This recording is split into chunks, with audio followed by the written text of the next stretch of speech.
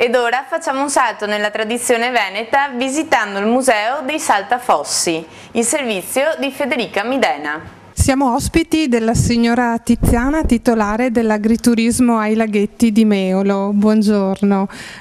Qui da voi un evento speciale, un museo che riguarda appunto le imbarcazioni del territorio. Come mai avete deciso di ospitare presso la vostra struttura questo? Perché noi siamo azienda agrituristica ormai dal 95, perché ci piace la gente, perché siamo in un territorio agricolo e soprattutto ci piace far conoscere il nostro territorio, quello che è stato e quello che sarà. Da dove nasce l'idea?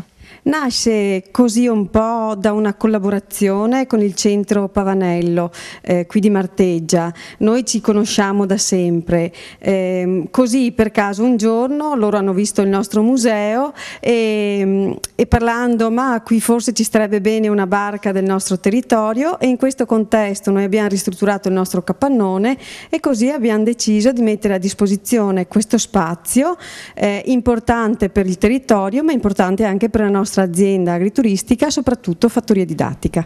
Vogliamo parlare di queste imbarcazioni. Qual è il loro nome innanzitutto? Si chiamano Saltafossi. Sono vedete, con delle piccole imbarcazioni, diciamo anche una diversa dall'altra, perché venivano costruite a mano col materiale che avevano a disposizione. E sono le protagoniste di tante trasformazioni assieme logicamente alle persone che le hanno vissute queste trasformazioni. A cosa servivano queste imbarcazioni? Servivano proprio anche per permettere alla gente che viveva nelle baracche di trasportarsi come mezzo di trasporto. Ecco, quello che hanno di particolare queste imbarcazioni è che sono esili nella loro struttura, facili comunque da trasportare, e il nome stesso lo dice, Saltafossi.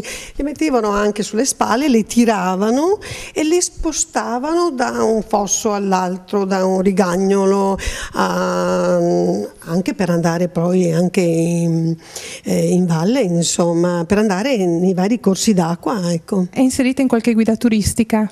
Sì, noi siamo fattoria didattica iscritta all'albo della Regione Veneto. Noi abbiamo per esempio dal grano al pane, l'energia che viene dal sole, perché abbiamo anche l'impianto fotovoltaico, il museo dell'arte contadina, e adesso abbiamo aggiunto anche questo, il Saltafossi. Lo abbiamo aggiunto in un contesto importante.